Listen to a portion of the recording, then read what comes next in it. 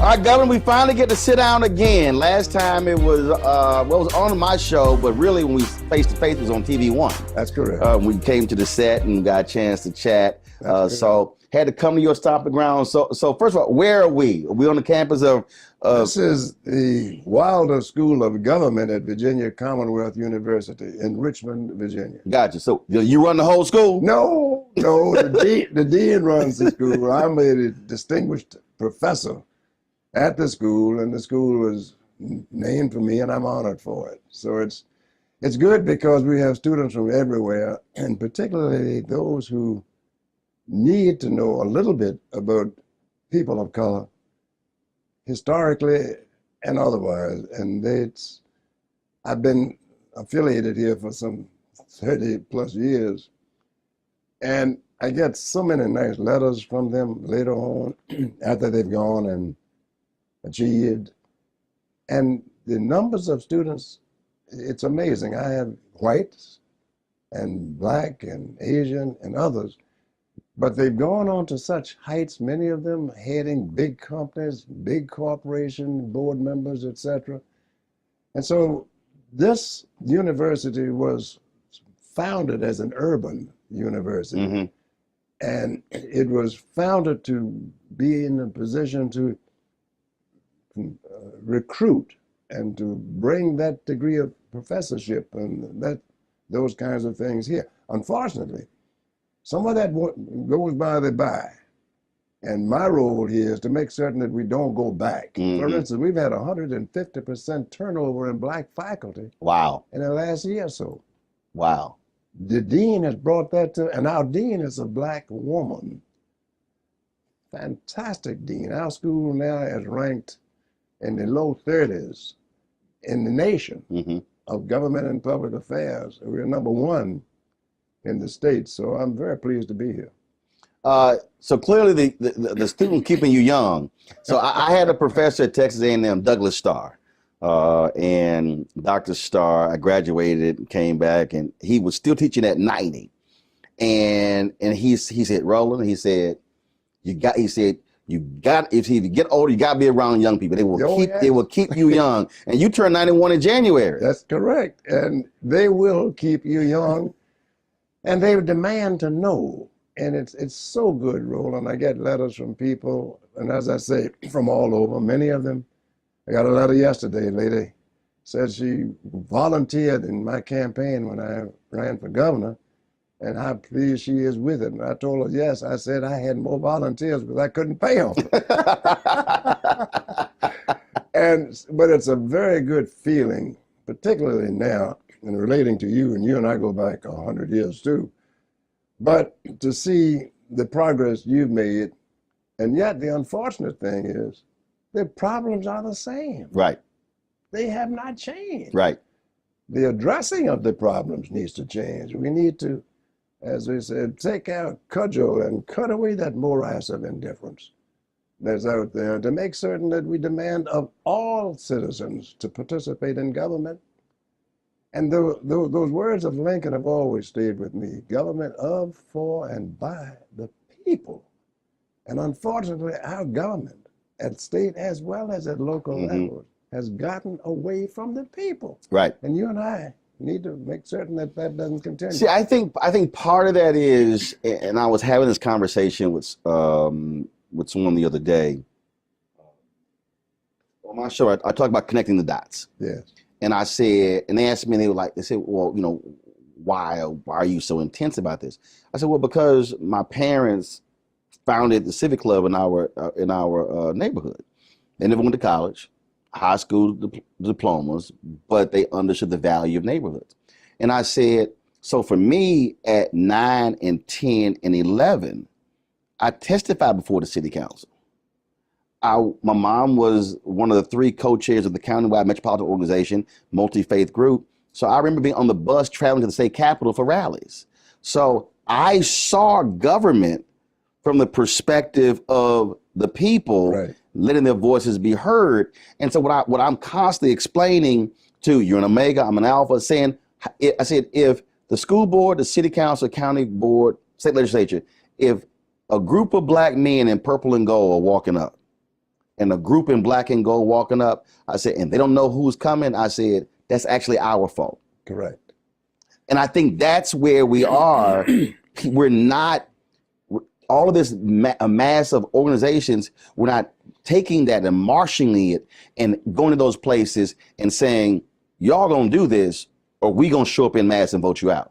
Well, and to demand what is right and to criticize what is wrong and not be concerned with the consequences. Right. And luckily, I was raised in a home like that. I tell people now, I never had to go out of my home to find my heroes. They were there. My mother believed in the highest level of education. My father was the youngest in his family. And now we're celebrating Juneteenth. And when he would tell me, my father telling me about how his father was sold and his mother was separated and with 3 children, and my grandfather had to walk 35 miles each weekend to connect with his family. To come back and you get whipped for running away. It's so bad that the overseer said, look, I know you're not. I know you've not run away. I'm going to whip this saddle. And you just have to cry and act like I'm whipping you. Because wow. Now, this is what Juneteenth means to me. Right. It's right. real. And I don't need to march and celebrate. I need to concentrate and to consecrate the spirit of our people who were there with nothing. Right. And yet, my father and his brother went on to graduate from medical school, whose parents were slaves. And so don't tell me that you came up from slavery.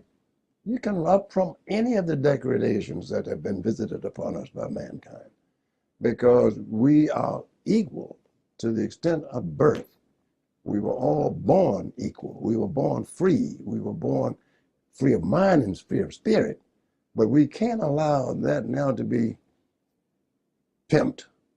And you and I know exactly what I mean by that. There are too many pimps out here hustling race Hmm.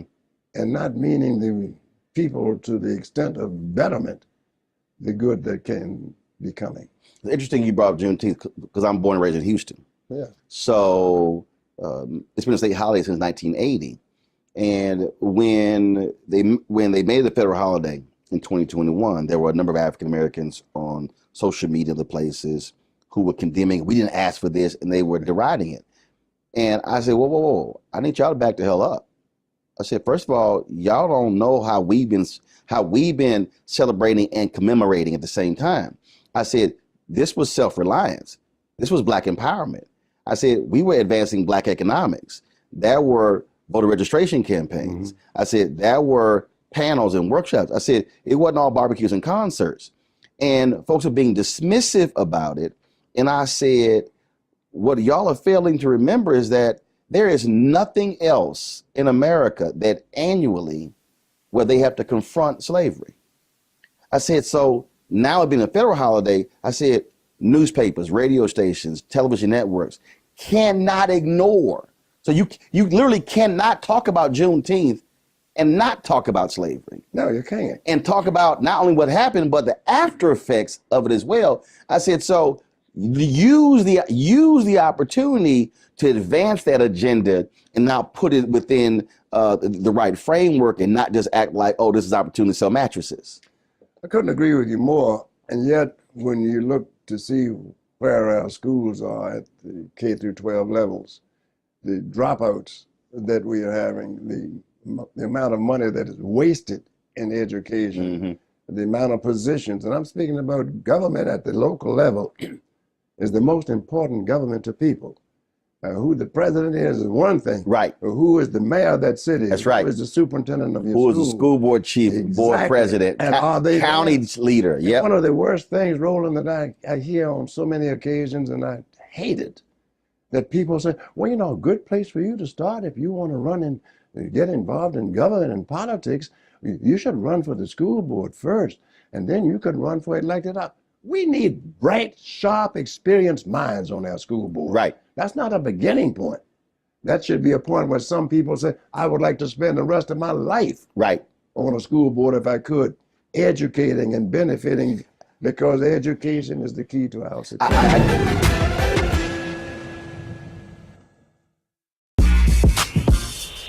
When we invest in ourselves, our glow, our vision, our vibe, we all shine.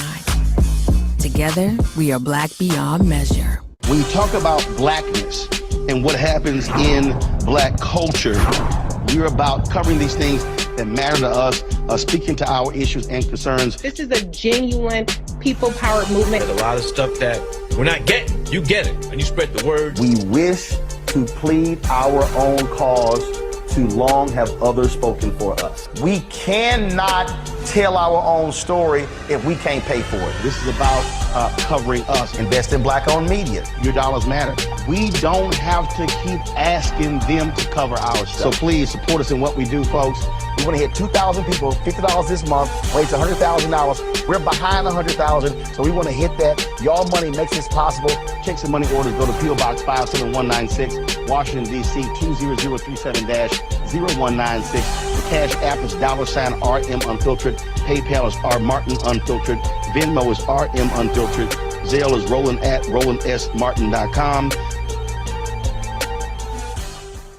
Pull up a chair, take your seat. The Black Tape with me, Dr. Greg Carr, here on the Black Star Network. Every week, we'll take a deeper dive into the world we're living in. Join the conversation only on the Black Star Network.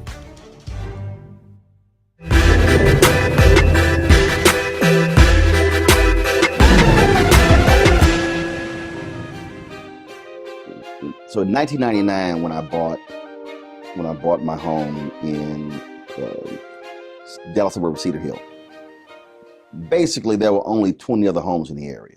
So I'm literally watching a city expand. And so I was having a conversation with a couple writers at Black Enterprise, and I said, I really think y'all ought to do a piece on how, with $25,000, we could literally elect a majority of school board positions and control the budget.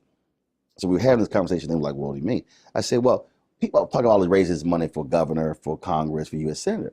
I said, but if you actually go back and look at how many people vote in school board elections, I said, small numbers. Right. I said, if we sat here and said, okay, and this was like literally, this was 25, 30 years ago. I said, so look at these communities that are growing up around Atlanta. I said around these large urban cities where African Americans were moving out and buying homes in these areas. I said, well, guess what? Those are going to be school districts. They're going to have bond elections. Somebody got to build the schools. I said, so now you control who gets contracts. You're not controlling curriculum. So we start going through this whole deal. I said, and the investment literally can be 25, 30,000 to win all 5 seats. Right. And they would look at me like I was crazy. I said, yeah. I said, do you understand? I said, not only are you controlling education, you're not controlling economics. Well, education is economics. There you go. Because education is money, and government is money.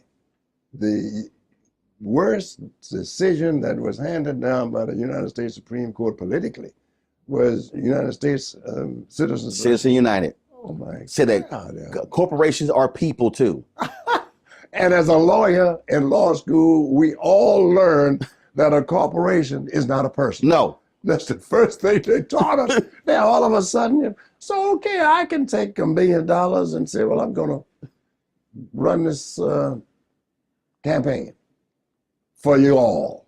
Now you all don't have to do a damn thing, but do what I tell you, because I'm going to provide the money. It's a horrible decision. And talking about Supreme Court overturning something, that is the one that needs to be overturned. More so because who is affected by that any more so than people at the bottom rung of the economic level? Oh, now you literally have the dark money. You have, I mean, you don't know who gives. You don't know any of this. And you won't know. Right. You can't know. Yeah. You can't even subpoena. Right. It literally allows it to know. Yeah.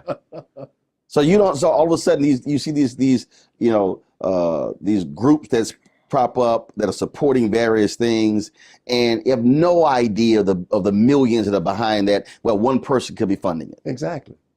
And that happens. And unfortunately, I've always said this: rather than to continue to fight for a fair piece of the pie and the equal slice of the pie, I want my hand on the knife that cuts the pie. Right. And to that extent, who bakes the pie and who puts it in?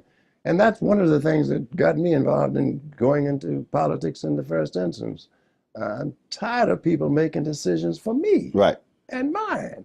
I want to be a part of that decision-making process. And luckily, it has paid off in terms of seeing the progress that many people in America have made, particularly people of color.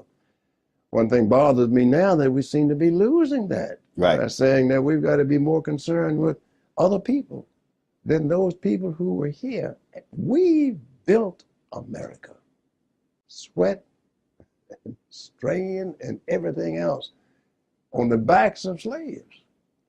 Slave labor.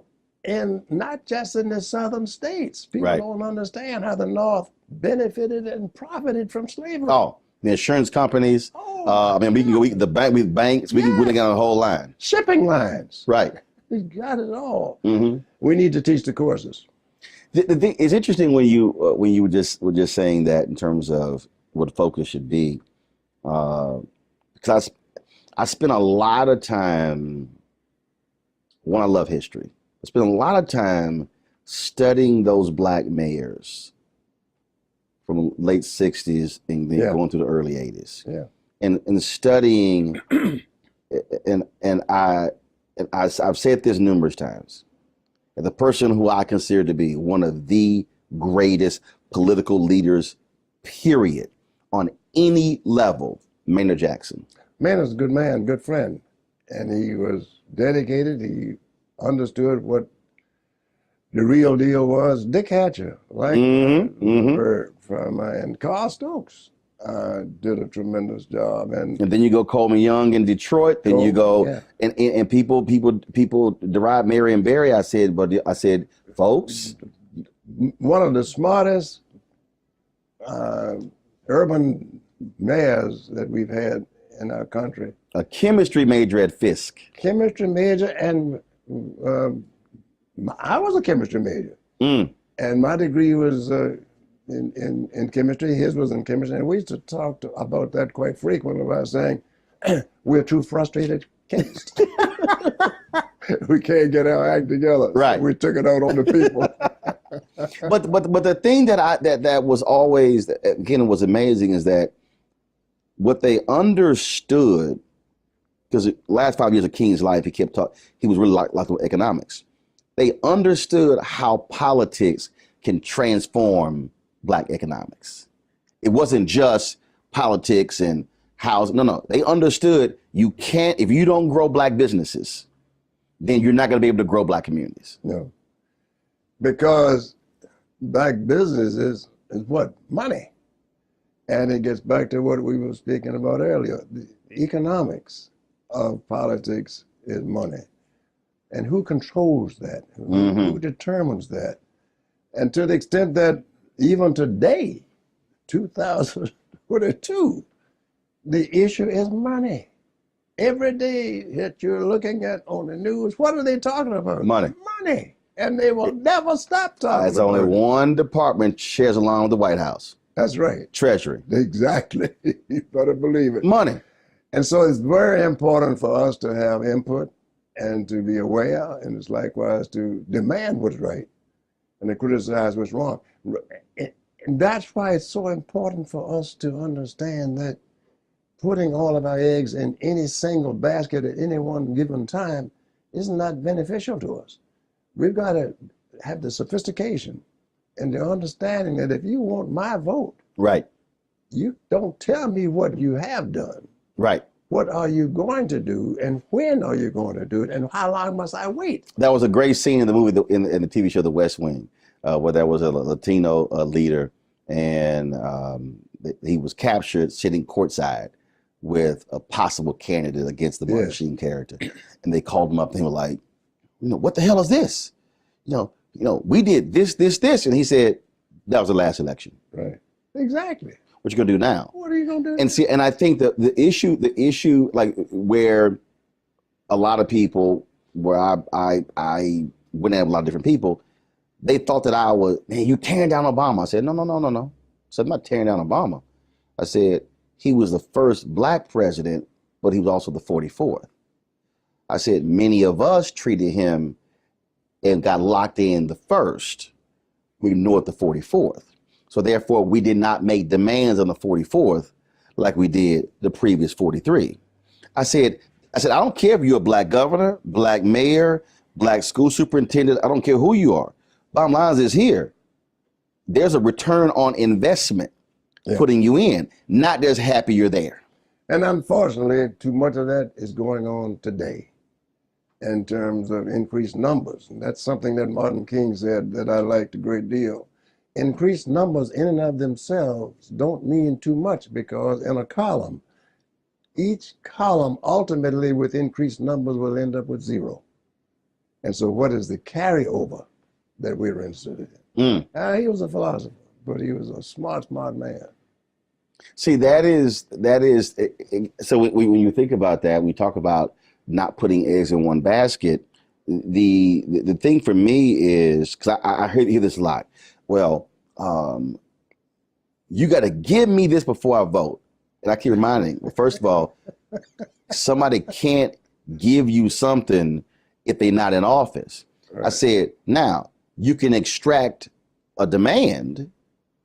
You can have them sign like the no tax pledge or whatever. You can do that. I said, but once they're in, you can't go away. You got to stay in the game to not make sure they do what they said they were going to do. And I think that's where, and I forget, after Obama's election, I remember Wanda Sykes, I was on her show, and she said, I did my part. I said, no, Wanda. That's the end of one process. This is the beginning of another. I said, you got to show up. So I said, you got to show up and say, remember when you campaigned at our church or our community center? We here. Right. I said, but if we don't show up, I said, and we go, well, they gonna do it. I said, because trust me, everybody else showing up. Everyone else is bringing their agenda and they're pressing them. And I think too often that's what a lot of African Americans are not doing. We're not showing up after the election, Well, putting that pressure on. Well, let's get back to the thing that we've known for years in terms of certain votes are taken for granted. And people still do that. They take certain votes for granted. By that I mean, black people are traditionally Democratic today. There's nothing wrong with that. However, are you getting what you want for that investment Right. at that level? And so for people to say, I'm voting Republican, they shouldn't feel like they're misfits.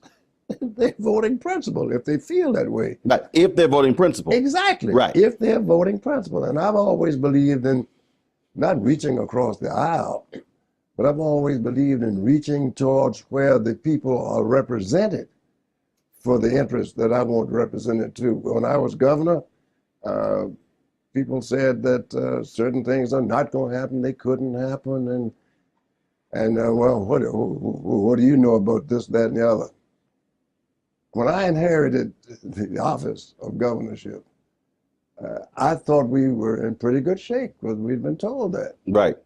Came to find out we were $2.2 billion in the hole. I was dead broke. Didn't have a dime. Everybody me to sit there and taint Skip when he was like, "Say, dog, tell him I ain't got it." he said, "I ain't got it." But tell you what, I knew what to do. I didn't raise taxes a dime for 4 years when I was the governor. And Virginia was voted the best managed state in the nation 2 years in succession. Not a single general tax increase. Mm-hmm. Established what I call the reserve fund, because I said the first monies that we're going to collect, we're going to put in a reserve fund so that Virginia will never go broke. Every governor since my election has gone into that reserve fund. I had no reserve fund to go to. You I created created it. You're absolutely right.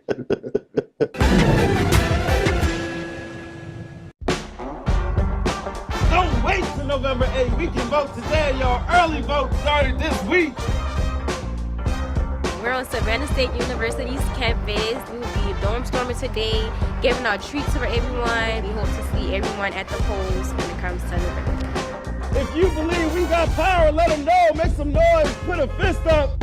I need to see a fist in the air because we got power. Come on, you put it up. Go get your shirt. We're out here in the streets of Savannah, Georgia. James, do not forget to go vote.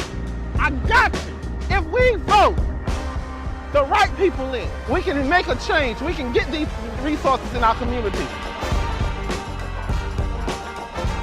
I am a woman, and it is important that we have the say-so of what we want to do with our bodies. We're concentrating on entrepreneurism, providing young people with resources and training that they need in order to change their trajectories. We want Black down. Democracy is on the ballot. Voting rights is on the ballot. Voting suppression is on the ballot. I am most passionate about those three combined because they all impact each other. Savannah is my home. I care about my community, and I care about representation in my community.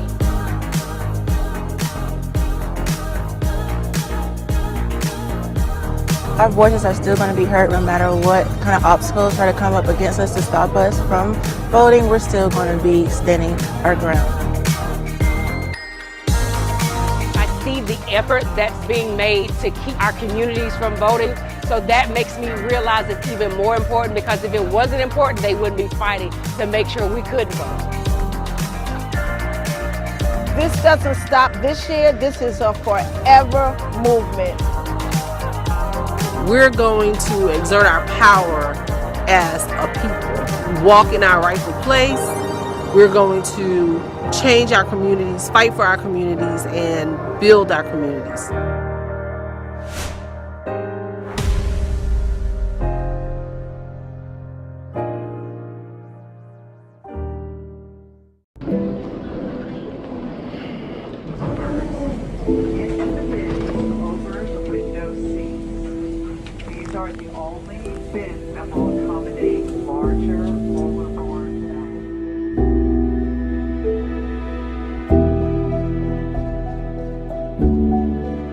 10 in here? 10, and you don't come out until you die. And you eat him, you eat 10. Oh my God. So what?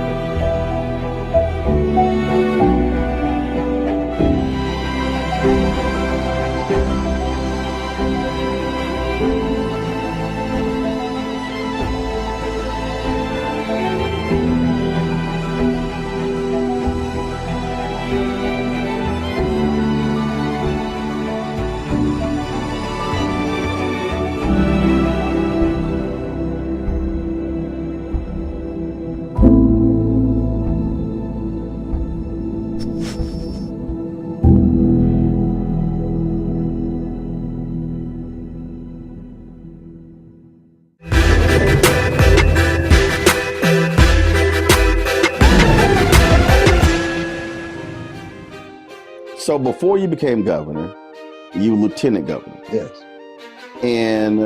But what set up lieutenant governor? Because people come up to me all the time. I want to run for Congress, and I'm like, well, I was in the Senate. Right, but I walked into, I'm like, okay, but have you? I said, so you just want to just jump into Congress? I'm like, have you done anything else? I ran for the Senate in 1969 because I was just upset with the fact that we didn't have a single black senator. Now, what were you doing at the time? Richmond. No. What were you doing at the time? Oh, I had a law practice. Got it. A great law practice.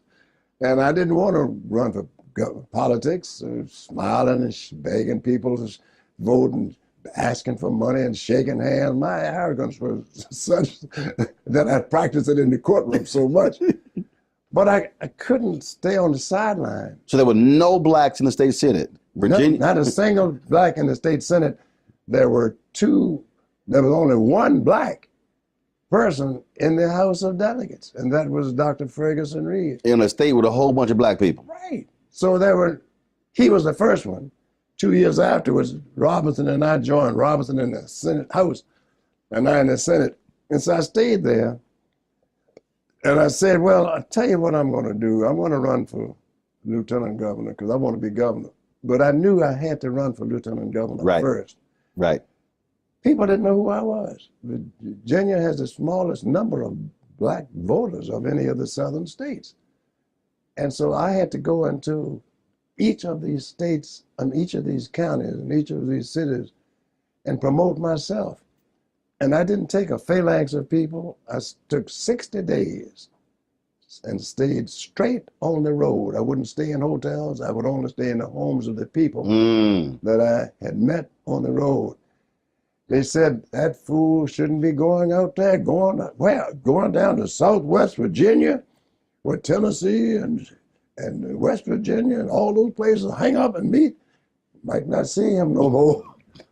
I never had the first person in Virginia to refuse to shake my hand, to refuse to hear me, to offer me any offenses at all. But what was it? I mean, we're talking Virginia. Yes. What was it? It was me believing in them, and they believed in me. Now, you obviously came up against people who were like, I'm not trying to see no black man in power.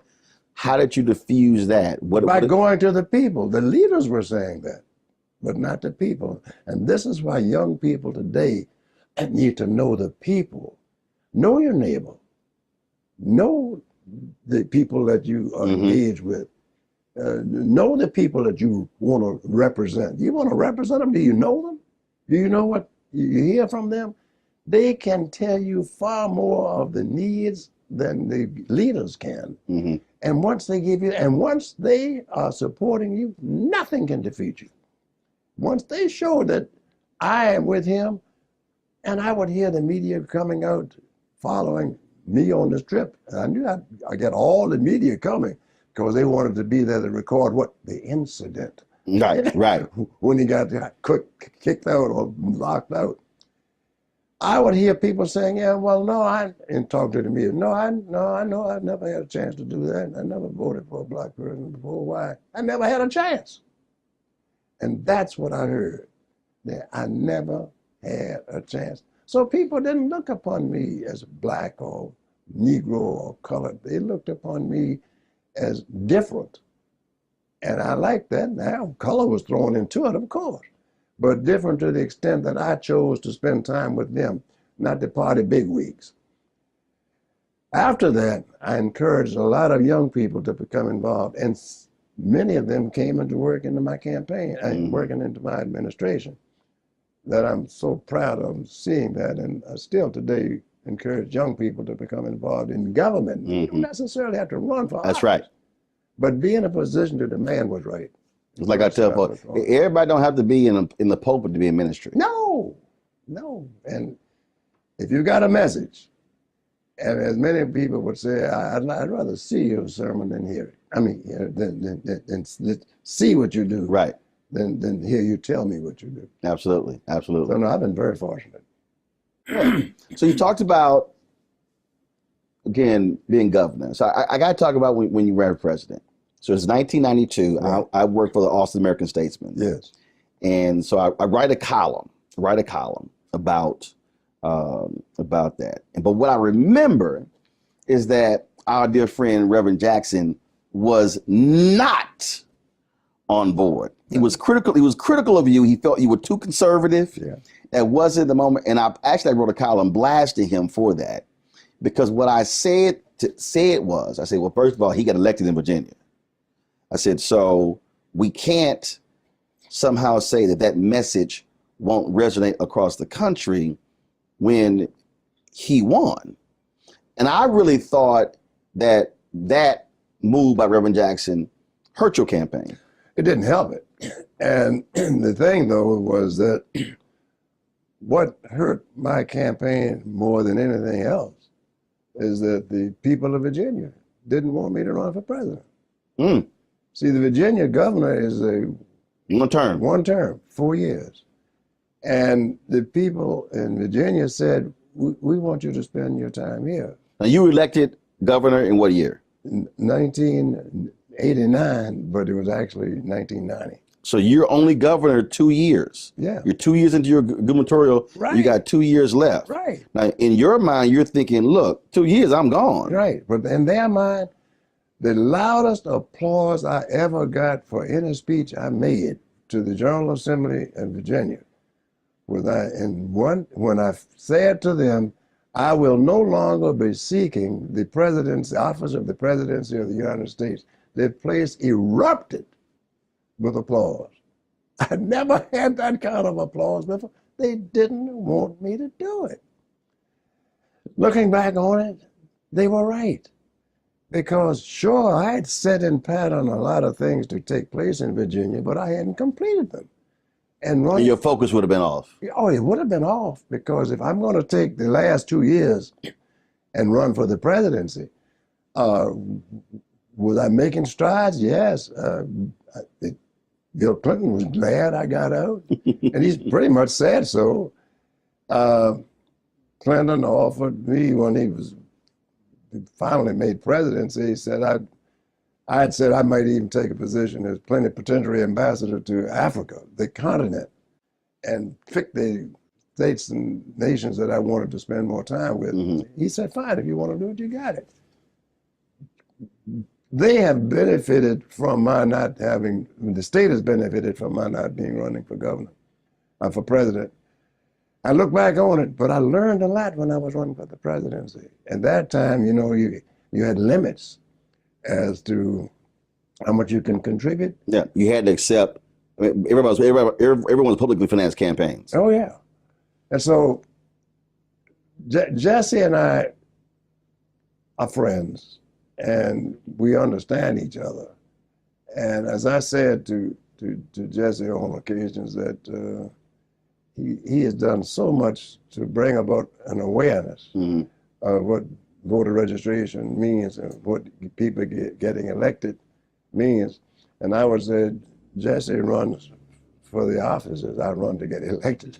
he didn't think like that, but we're good friends. And we've got but the reason I brought that up, because the reality is, and I spend a lot of time walking people through this, you have to look at, if you're black, where you are running. Oh yeah.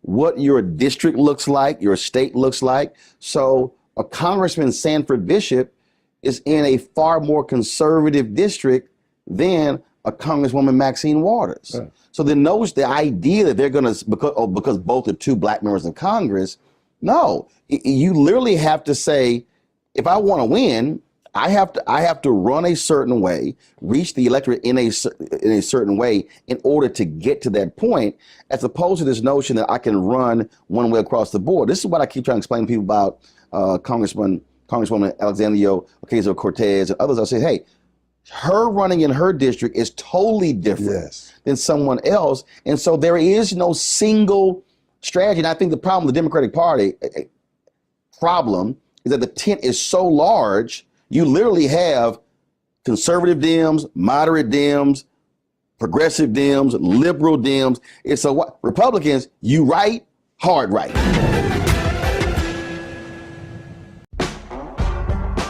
Don't wait till November 8th. We can vote today, y'all. Early vote started this week. We're on Savannah State University's campus. We will be dorm storming today, giving out treats for everyone. We hope to see everyone at the polls when it comes to November. If you believe we got power, let them know. Make some noise. Put a fist up. I need to see a fist in the air because we got power. Come on, you put it up. Go get your shirt. We're out here in the streets of Savannah, Georgia. James, do not forget to go vote. I got you. If we vote the right people in, we can make a change. We can get these resources in our community. I am a woman, and it is important that we have the say-so of what we want to do with our bodies. We're concentrating on entrepreneurism, providing young people with resources and training that they need in order to change their trajectories. We want Black down. Democracy is on the ballot. Voting rights is on the ballot. Voting suppression is on the ballot. I am most passionate about those three combined because they all impact each other. Savannah is my home. I care about my community, and I care about representation in my community.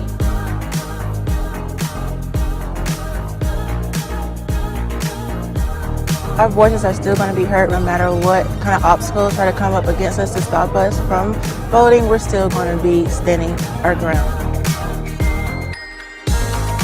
I see the effort that's being made to keep our communities from voting. So that makes me realize it's even more important, because if it wasn't important, they wouldn't be fighting to make sure we couldn't vote. This doesn't stop this year. This is a forever movement. We're going to exert our power as a people, walk in our rightful place. We're going to change our communities, fight for our communities, and build our communities.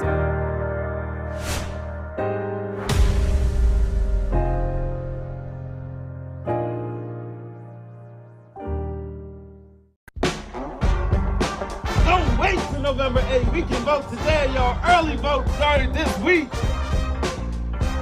We're on Savannah State University's campus. We will be dorm storming today, giving out treats for everyone. We hope to see everyone at the polls when it comes to November. If you believe we got power, let them know. Make some noise. Put a fist up. I need to see a fist in the air because we got power. Come on, you put it up. Go get your shirt. We're out here in the streets of Savannah, Georgia. James, do not forget to go vote.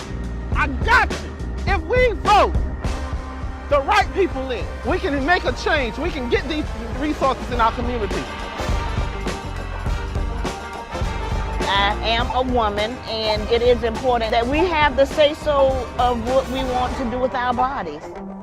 We're concentrating on entrepreneurism, providing young people with resources and training that they need in order to change their trajectories. We want Black down. Democracy is on the ballot. Voting rights is on the ballot. Voting suppression is on the ballot. I am most passionate about those three combined because they all impact each other. Savannah is my home. I care about my community, and I care about representation in my community.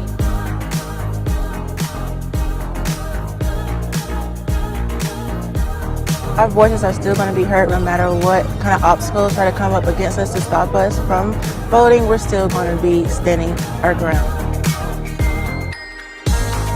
I see the effort that's being made to keep our communities from voting. So that makes me realize it's even more important, because if it wasn't important, they wouldn't be fighting to make sure we could vote.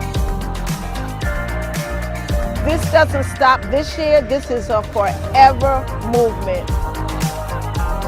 We're going to exert our power as a people, walk in our rightful place.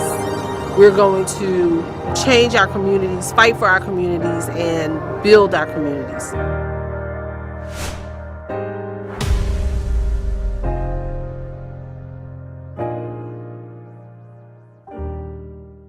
Hatred on the streets, a horrific scene, a white nationalist rally that descended into deadly violence. White people are losing their damn minds. As an angry pro-Trump mob storms the U.S. Capitol, We're about to see the rise of what I call white minority resistance. We have seen white folks in this country who simply cannot tolerate black folks voting. I think what we're seeing is the inevitable result of violent denial. This is part of American history. Every time that people of color have made progress, whether real or symbolic, there has been what Carol Anderson at Emory University calls white rage as a backlash. This is the rise of the Proud Boys and the Boogaloo Boys. America, there's going to be more of this. Here's all the Proud Boys, guys. This country is getting increasingly racist in its behaviors and its attitudes because of the fear of white people. The fear that they're taking our jobs, they're taking our resources, they're taking our women. This is white fear.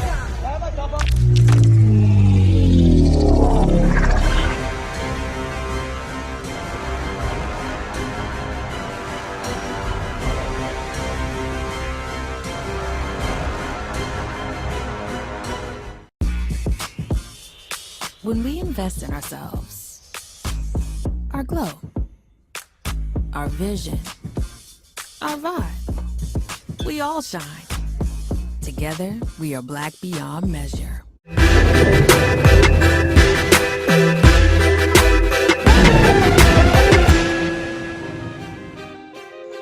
The thing that I would like to see, and it can happen, it hasn't happened, is that you coalesce around the issues. For instance, let's assume we're all Democrats.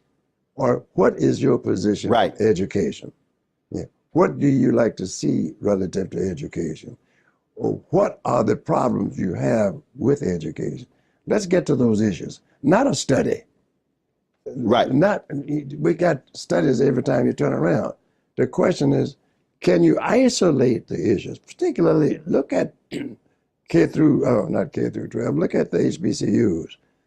1971, Judge Pratt, U.S. District Court in the District of Columbia, decided that the 5 states that were brought before them for adjudication hadn't conformed to the Civil Rights Act. 1971. Mm-hmm. Virginia was one of them. North Carolina, I think Louisiana, and Tennessee, and I've forgotten the other, maybe South Carolina. As of today, the Rand decision has never been implemented. As of 2022, that case is out there. And I brought this to the attention of people in Virginia.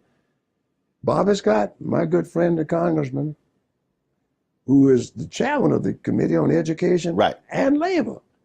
He and I have discussed it and saying, why haven't the people in Virginia made certain that that decision has been upheld and money has been appropriated? Well, you know, the pretext they use is, they have used for years. Well, you got to give the money, the state money, to the state schools, and that the black schools, they are, they're private. Virginia Union is private. Private? How's it private? Because they weren't supported by the state. But for Virginia Union, I never would have had an education at higher education level.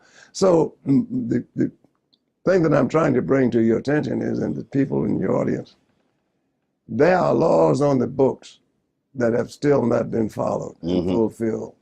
The Rand decision in 1971 is one of them, and that's why historical black colleges and universities have been shunted. And when people say, we can't give money because the Constitution of Virginia will not allow that to go to the private schools. That's not true. So much so that the Attorney General of Virginia this year issued an opinion saying it is not true. Now, where are the people who are supposedly right? And see, so I had Alvin Chambliss on the show. He was the one who led the Mississippi case. Yes. Won millions upon millions. Yeah. The Maryland case Yeah. just finally got settled that proved the $477 million. Right. And I remember when I went down, they had some issues in North Carolina with HBCUs, and I went down for a rally, and I met with the black state legislators, and I looked at them and I said, why are y'all not looking at, first of all, why are y'all not talking to Chambliss and then talking to the lawyers who sued Maryland, and then say, wait a minute, why can't that happen in North Carolina? Now, the state schools in Maryland could not sue the state, but the folk externally did. Yeah. And the school was like, y'all keep doing what y'all do. Now, it took 13 years. So I said to the state legislature, I said, what are y'all doing? They never heard of Alvin Chambliss. In the meeting, I was like, this is his number. But getting back, go ahead. But the point I was trying to explain to them is, you're sitting here talking about what we need. I said, utilize the existing case law. I said, and go after them. But you can't be afraid. You can't be, and you got to call a spade a spade. In Maryland, as you recall, the governor said he wasn't going to sign it. Right. After the Black Caucus Drew a red line. He said 100 million is the highest I'll go. He drew a red line, and they countered by saying, I tell you what, then nothing will pass. Right. We will boycott everything else. And that meant filibuster. Yes. That meant using every available tool to accomplish that. And those are the things that you need to do. So you're gonna get a kick out of this. So I got an award from the Minority Supply Development Council. Oh, good. So the Maryland Lieutenant Governor got one that night too. Mm-hmm. And I was before him. And I went up there and I said, now with all this firepower in the room, every single one of y'all should be giving Governor Larry Hogan and his administration hell to sign that. I said to sign that damn agreement to give the money. Right. And so I went on. So we came. So we go backstage, and so I'm in the green room. We're taking pictures and stuff. And then he gets his award. And he comes back and he goes, "Yeah, I heard your boss. You don't know what you're talking about."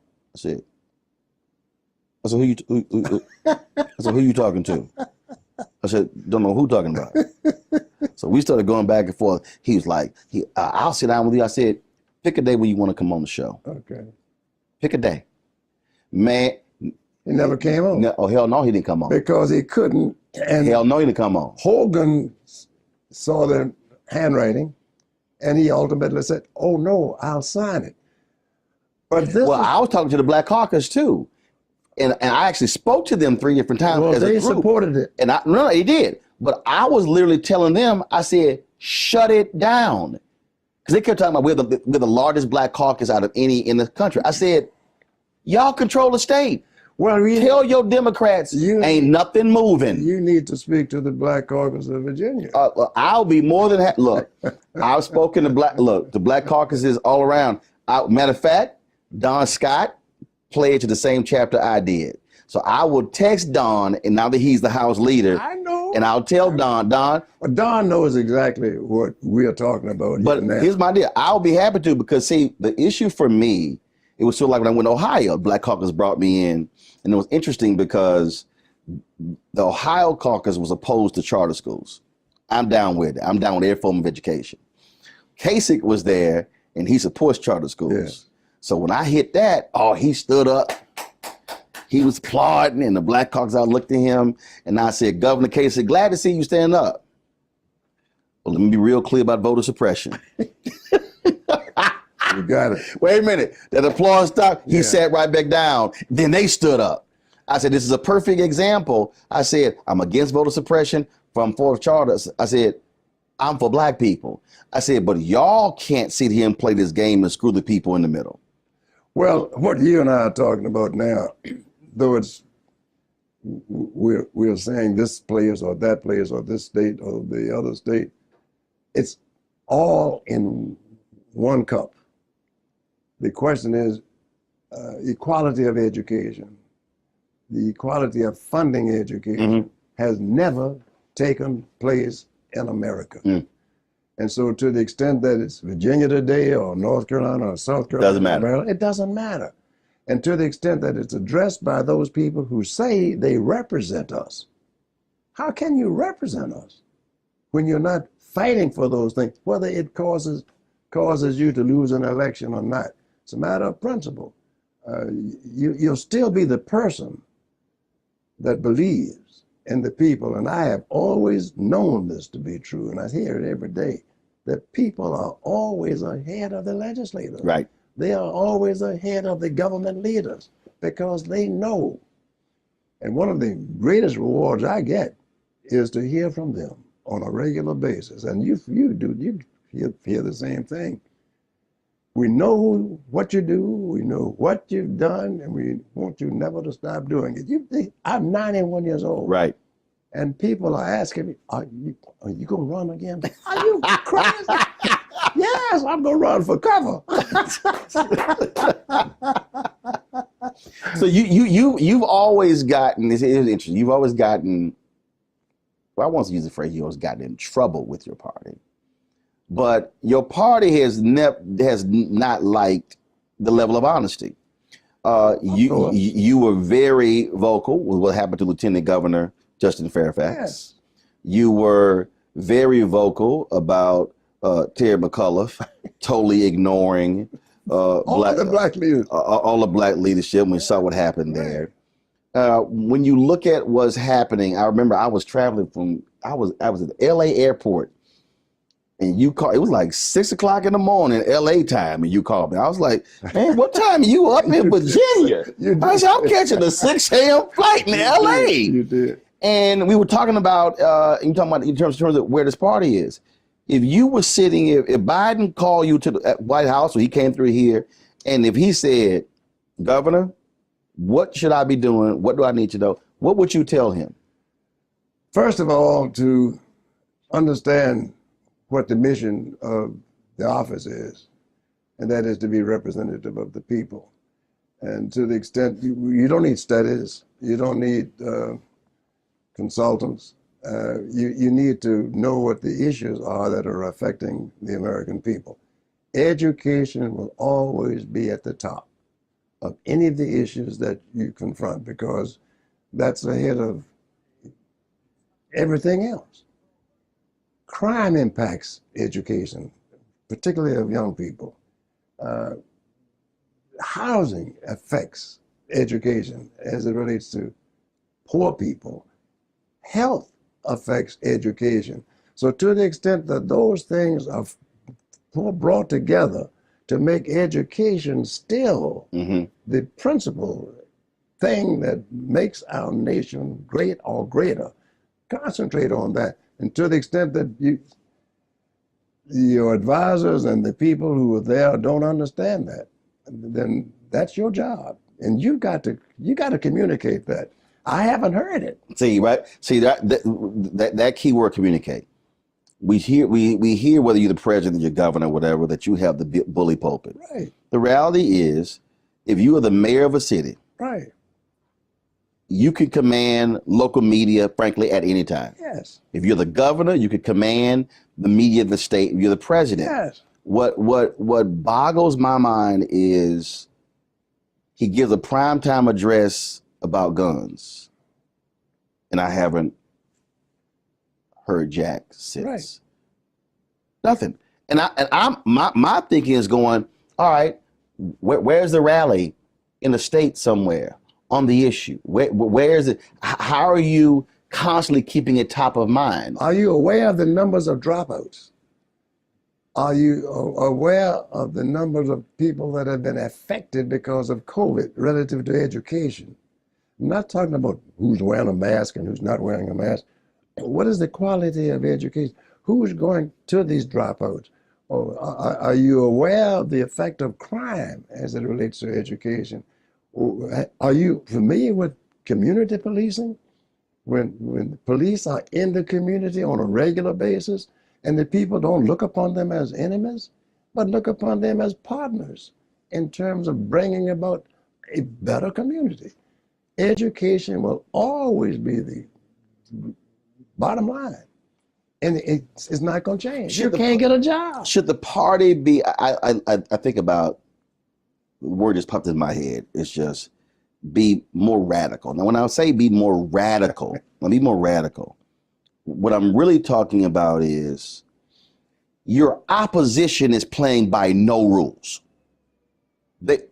It's not like we're not talking about American politics in the 70s and 80s and to some degree early 90s where, okay, well, we might have some philosophical differences, but then we might still, wives might get together and children get together and we can still reason. No, that's gone. And he says, you know, the Republican Party, your grandfather's Republican Party, that's not today. I'm like, bro, that's gone. It is not coming back.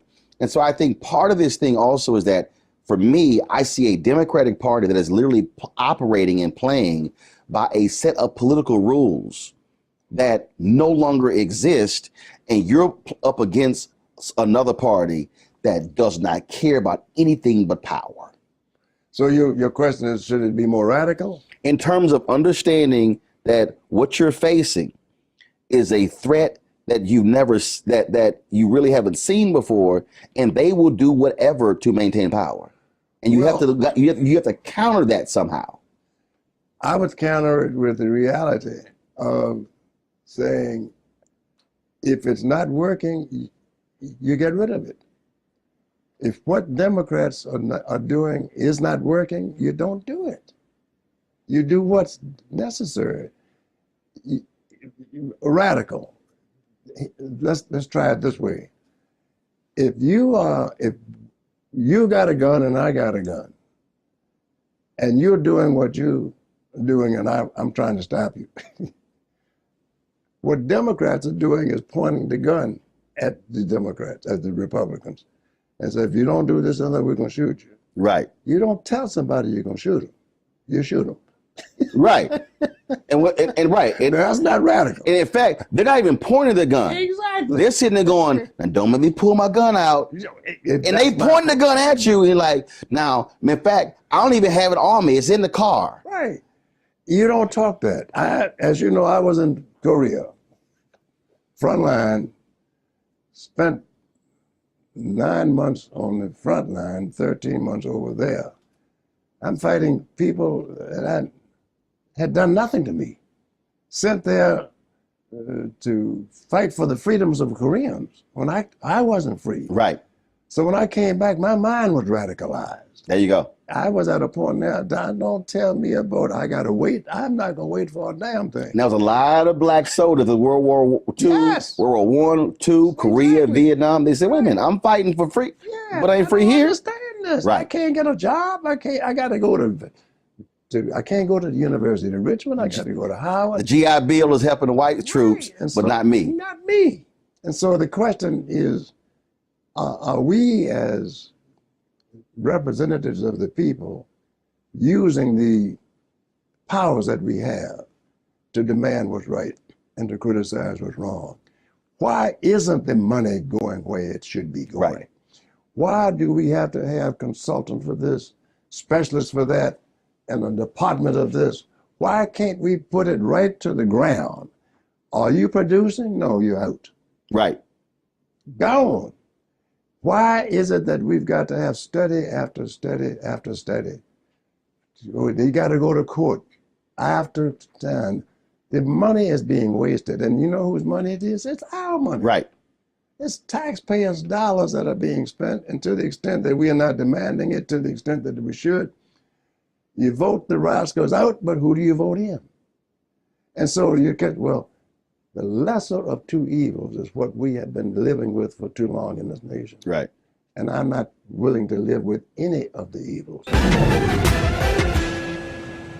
When you talk about blackness and what happens in black culture, we're about covering these things that matter to us, speaking to our issues and concerns. This is a genuine people-powered movement. There's a lot of stuff that we're not getting. You get it, and you spread the word. We wish to plead our own cause too long have others spoken for us. We cannot tell our own story if we can't pay for it. This is about covering us. Invest in Black-owned media. Your dollars matter. We don't have to keep asking them to cover our stuff. So please support us in what we do, folks. We want to hit 2,000 people, $50 this month, raise $100,000. We're behind 100,000, so we want to hit that. Y'all money makes this possible. Checks and money orders go to P.O. Box 57196, Washington, D.C. 20037-0196. The Cash App is $RM Unfiltered. PayPal is R Martin Unfiltered. Venmo is RM Unfiltered. Zelle is Roland at RolandSMartin.com. When you talk about blackness and what happens in black culture, we're about covering these things that matter to us, speaking to our issues and concerns. This is a genuine people-powered movement. There's a lot of stuff that we're not getting. You get it, and you spread the word. We wish to plead our own cause. Too long have others spoken for us. We cannot tell our own story if we can't pay for it. This is about covering us. Invest in Black-owned media. Your dollars matter. We don't have to keep asking them to cover our stuff. So please support us in what we do, folks. We want to hit 2,000 people, $50 this month, raise $100,000. We're behind 100,000, so we want to hit that. Y'all money makes this possible. Checks and money orders go to P.O. Box 57196, Washington, D.C. 20037-0196. The Cash App is $RM Unfiltered. PayPal is R Martin Unfiltered. Venmo is RM Unfiltered. Zelle is Roland at RolandSMartin.com. When we invest in ourselves, we all shine. Together, we are Black beyond measure.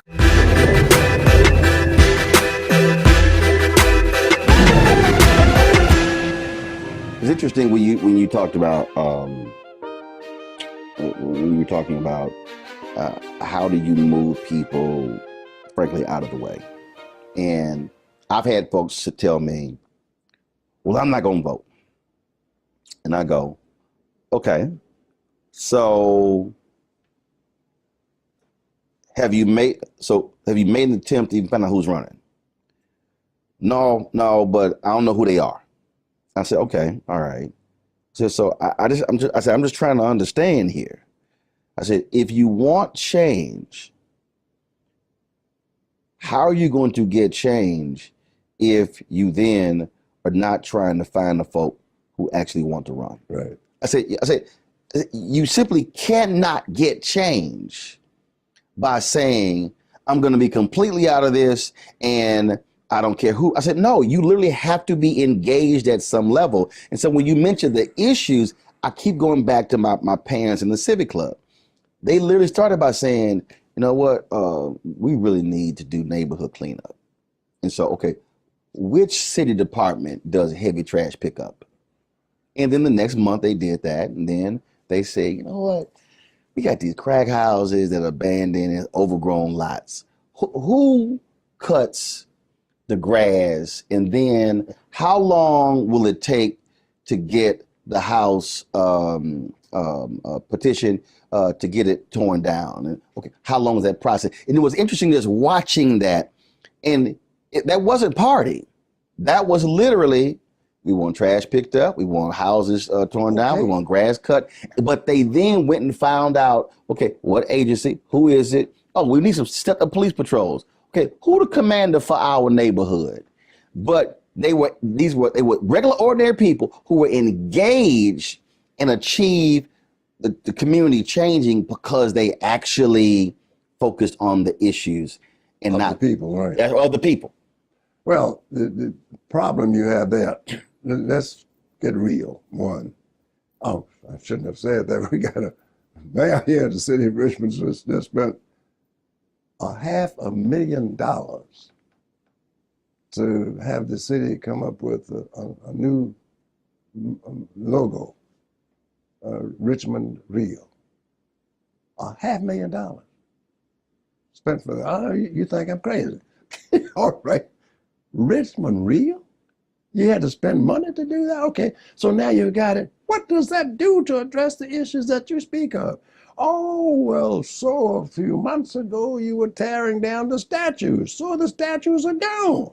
What's in place? You still have dropouts. You still have crime through 3 police chiefs in the city of Richmond in 1 week. Dang. Yes. So there's failure at the leadership post. And so the people, they're looking around by saying, well, my God, if these guys are messing it up that badly, I'll just as well run. No, you need to study. You need to make certain you get your hands on a nickel or a dime and make that $1 or $2 to understand that you can build for your future by demanding what's right, criticizing what's wrong, but do the basics first. Make certain that you have a place to live and a place to sleep. Demand it. The trash thing that you speak of, who is in charge of that? Right. Well, why isn't it being done? Out. That's where you make the changes. Right. Because government is at the local level, the most important form of government. Are you, we hear the conversations taking place now, the January 6th committee, and many are saying we should be afraid of this threat to democracy, that there is a fundamental threat to democracy with what happened on January 6th, what's happening with these laws being changed by Republican legislatures. Do you believe that threat exists? That 2024, how they're running these secretaries of state who don't believe that Biden won, they literally are looking at changing laws to ensure they win. The threat is always there. The question is, has it grown exponentially to the extent that we should be alarmed or concerned? But there again, you get back to local government. Who are you having to represent you at these levels? The federal government can oversee and look over the protections that you're speaking of, but there's no federal militia that's going to be out there. We're speaking about gun control. If you did that, what are you going to get? I put in as governor of Virginia with the 1 gun a month bill. They said I couldn't get it done, and I got it done. And I know it cut down on the proliferation of drugs. And I knew that cutting down on the proliferation of drugs cuts down on the proliferation of guns and crime. There is concern, and there should be concern, there should be great concern as to the status of government, where we are today. But it's not going to be resolved by single issues. It's got to be more collective. More people need to be sitting down, like you and I now. People need to be sitting down with their elected officials, not just on election days. Oh, we got to get excited now because we got turnovers, and it could happen. If the Senate or the House and the Congress turns over, it's not going to make too much difference to a lot of people unless we address these issues. Right. I've always spent time sitting at the feet of elders in journalism, African Americans, talking to them, learning from them, listening to the stories, asking them questions. Are today's Black politicians doing that with you? Do they call? Do they visit? Do they come by? Some of them do, yes. But to be blunt, let's assume that you lived in some other place, you'd have to look to say, well, you know, Doug Wilder may have done this, that, and the other at some point or not. But I understand isn't he 90 or 91 years old? Yeah, well, he's probably just living a nice, quiet life. Someone's leading him around, carrying him someplace. And they're very deferential. But to the extent, do they want to know a little bit about what my experiences have been? To a degree, groups do, as you know, and individuals, to the extent that they feel they can approach, do. But it's not what I would do if I were really interested in moving ahead, because I've always wanted to know a little bit more about what has happened before. You speak about Black journalism. As you know, that is what caused so many people to be brought together. the Pittsburgh Courier, the Chicago Defender, the Norfolk Journal and Guide. These are the newspapers. That's all we had. Right. And Ebony finally came on board, and Earl Gray's with this Black Enterprise. They came on. Much of that is gone, to the extent that there is no jet, there is no place where people can go, right, collectively or collatively, to get some of the simple answers. There are groups that I speak to that they're very, very deferential, and they're very grateful for when we take the time. I speak to a lot of the schools here. When I speak to, I don't teach the classes here now. I lecture in the other professors' classes. And they are very, very supportive, very, very, and there are people on a regular basis that do come by and call. See, the reason I ask the question is because, to me, if I'm running for office, or if I'm in office, to me there is value in seeking out someone who's already been there to, how did you get that passed? Yeah. How did you do it? What are the negotiations like? What was the process? And because again, if I'm trying to figure it out, I want to glean from. I still look at coaches. I don't care how old you are. If Vince Lombardi is alive, somebody is sitting here saying, you take a Bill Belichick or Bill Parcells, you take a Eddie Robinson, you take these coaching minds. They are still tapping into that, and that I'm just curious, that comes more or less from the groups. That comes more or less from the organizations, and the people are involved with those groups and organizations. And this book, here that I have, the people that have read the book and call and ask about it, write about it, there's a great number of them do. So we're in the sprinter coming here. So I asked my two HBCU interns, right, do you know who we're going to talk to? And I say your name, and they say no. And I said, now, how your ass went to Norfolk State? I did. I'm like, how you? I said, now, y'all went to, I said, first elected governor. I said, first black governor since PBS Pinchback. Who served 45 days. And then I go, who's PBS Pinchback? They look at me like I'm crazy. Now I'm sitting here like, so then I'm like, okay, well, do y'all know the second black elected governor? Get stairs. I said, look, I'm gonna throw both y'all out this sprinter. I said, and one of you slow down doing it.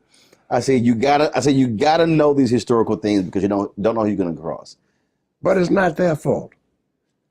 You see, because that has not been promulgated. And that has been, the Rodian Scholar, like that. You remember that? Guy came by and saw the Rodian Scholar and said, oh, the thinker, the name of the, right.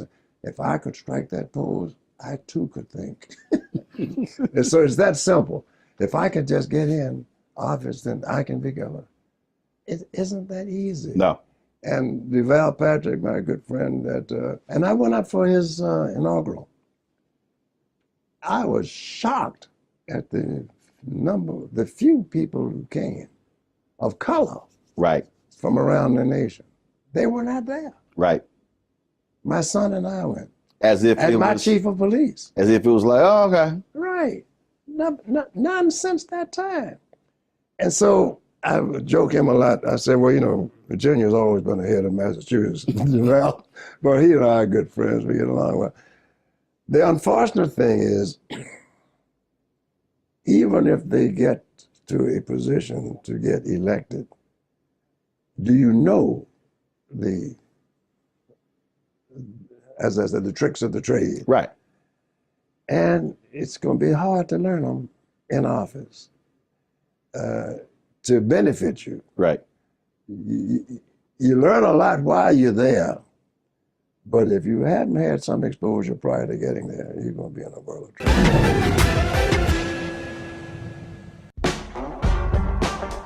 to wait till November 8th. We can vote today, y'all. Early vote started this week. We're on Savannah State University's campus. We will be dorm storming today, giving out treats for everyone. We hope to see everyone at the polls when it comes to November. If you believe we got power, let them know. Make some noise. Put a fist up. I need to see a fist in the air because we got power. Come on, you put it up. Go get your shirt. We're out here in the streets of Savannah, Georgia. James, do not forget to go vote. I got you. If we vote the right people in, we can make a change. We can get these resources in our community. I am a woman, and it is important that we have the say-so of what we want to do with our bodies. We're concentrating on entrepreneurism, providing young people with resources and training that they need in order to change their trajectories. We want Black down. Democracy is on the ballot. Voting rights is on the ballot. Voting suppression is on the ballot. I am most passionate about those three combined because they all impact each other. Savannah is my home. I care about my community, and I care about representation in my community.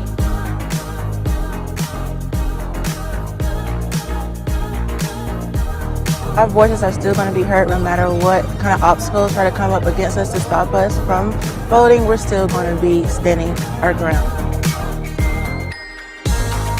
I see the effort that's being made to keep our communities from voting. So that makes me realize it's even more important, because if it wasn't important, they wouldn't be fighting to make sure we couldn't vote. This doesn't stop this year. This is a forever movement. We're going to exert our power as a people, walk in our rightful place. We're going to change our communities, fight for our communities, and build our communities.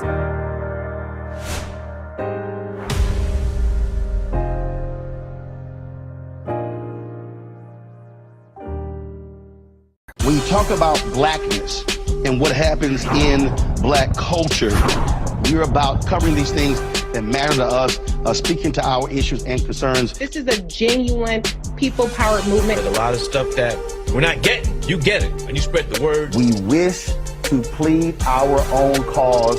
Too long have others spoken for us. We cannot tell our own story if we can't pay for it. This is about covering us. Invest in black-owned media. Your dollars matter. We don't have to keep asking them to cover our stuff. So please support us in what we do, folks. We want to hit 2,000 people, $50 this month, raise $100,000. We're behind 100,000, so we want to hit that. Your money makes this possible. Checks and money orders go to P.O. Box 57196, Washington, D.C. 20037-0196.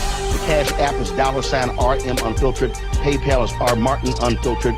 Venmo is RM Unfiltered. Zelle is roland@rolandsmartin.com.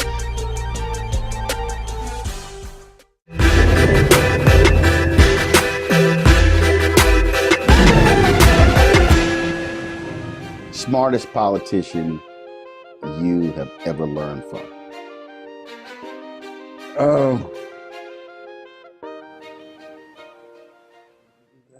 Well, I would say the guy that I spent a lot of time with in my formative years when I was in the state senate was Bill Robinson. He was the head of the political science department at Norfolk State. He was elected in the House. And we would share so much together that we really came to think alike. And he would say to the press when people would ask him about something, he would say, well, Senator Wilder and I have decided we're going to do this, that, and the other. We might not even have talked, but we were in such sync. There you go. And I would say, well, Dr. Robinson and I are going to do such and such a thing. And so I think Bill Robinson, who was brilliant, he headed the political science department at Norfolk State, died shortly, early in his career, but I would rank him at the top. There are a lot of civil rights luminaries that you've come across over the years. Who would you say had the most profound impact on you or on our community? Boy, you got a lot of good guys out there in terms of being friends with, associates with.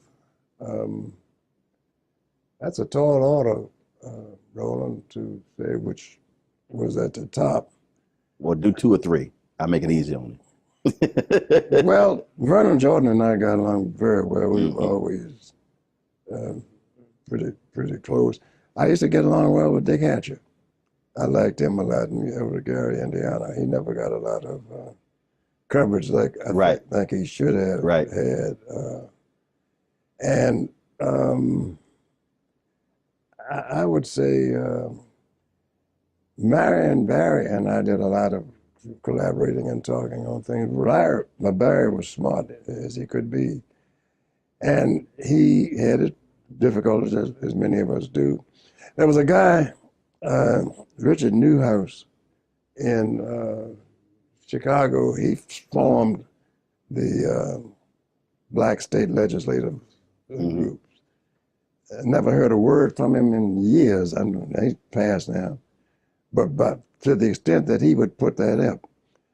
But there was a favorite of mine from Virginia State University. His name was Calvin Miller. And I would put him at the top, very, very top. He was head of the political science department at Virginia State. He then became the Dean of Humanities.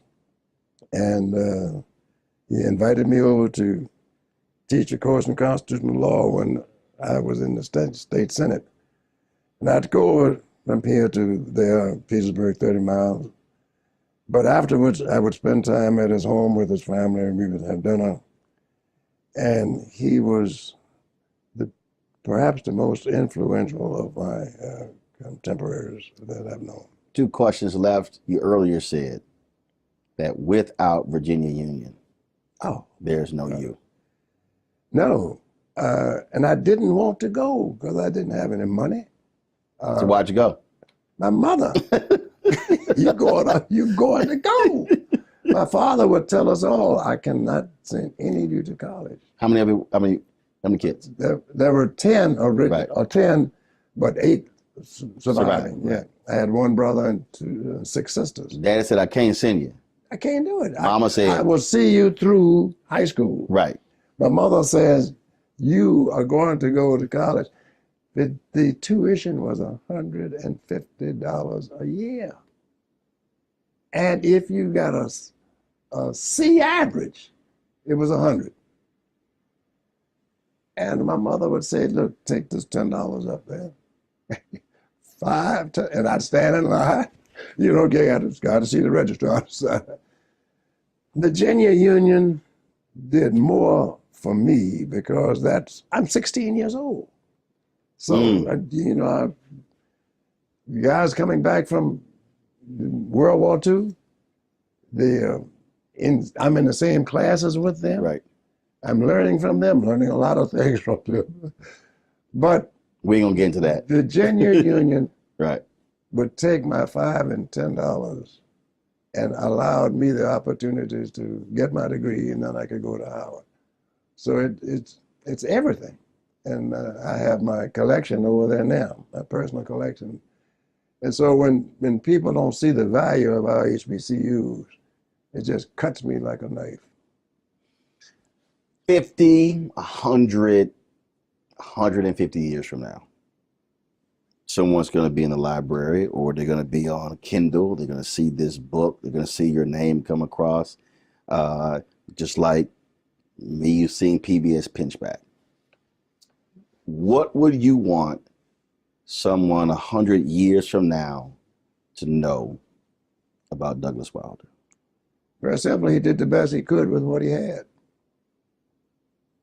and never stopped believing that he could arrive to the high possibility of the individual.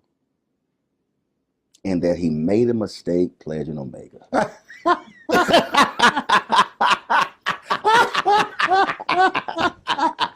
You're good. You're good. And I tell you what, we'll take you all in any time. Oh, you know, look, you know, we don't mind the other youth group. Governor, I appreciate it. Always with you, Roland. Love you. Take care of yourself. Love you as well. Appreciate it. hatred on the streets, a horrific scene, a white nationalist rally that descended into deadly violence. White people are losing their damn minds. As an angry pro-Trump mob storms the U.S. Capitol, We're about to see the rise of what I call white minority resistance. We have seen white folks in this country who simply cannot tolerate black folks voting. I think what we're seeing is the inevitable result of violent denial. This is part of American history. Every time that people of color have made progress, whether real or symbolic, there has been what Carol Anderson at Emory University calls white rage as a backlash. This is the rise of the Proud Boys and the Boogaloo Boys. America, there's going to be more of this. Here's all the Proud Boys, guys. This country is getting increasingly racist in its behaviors and its attitudes because of the fear of white people. The fear that they're taking our jobs, they're taking our resources, they're taking our women. This is white fear.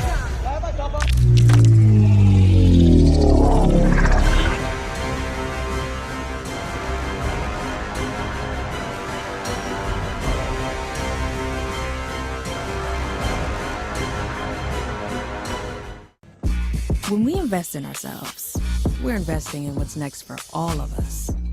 Growing, creating, making moves that move us all forward. Together, we are Black beyond measure. Pull up a chair, take your seat. The Black Table with me, Dr. Greg Carr, here on the Black Star Network. Every week, we'll take a deeper dive into the world we're living in. Join the conversation only on the Black Star Network. When you talk about blackness and what happens in black culture, we're about covering these things that matter to us, speaking to our issues and concerns. This is a genuine people-powered movement. There's a lot of stuff that we're not getting. You get it, and you spread the word. We wish to plead our own cause. Too long have others spoken for us. We cannot tell our own story if we can't pay for it. This is about covering us. Invest in black-owned media. Your dollars matter. We don't have to keep asking them to cover our stuff. So please support us in what we do, folks. We want to hit 2,000 people, $50 this month, raise $100,000. We're behind 100,000, so we want to hit that. Y'all money makes this possible. Checks and money orders go to P.O. Box 57196, Washington, D.C. 20037-0196. The Cash App is $RM Unfiltered. PayPal is R Martin Unfiltered. Venmo is RM Unfiltered.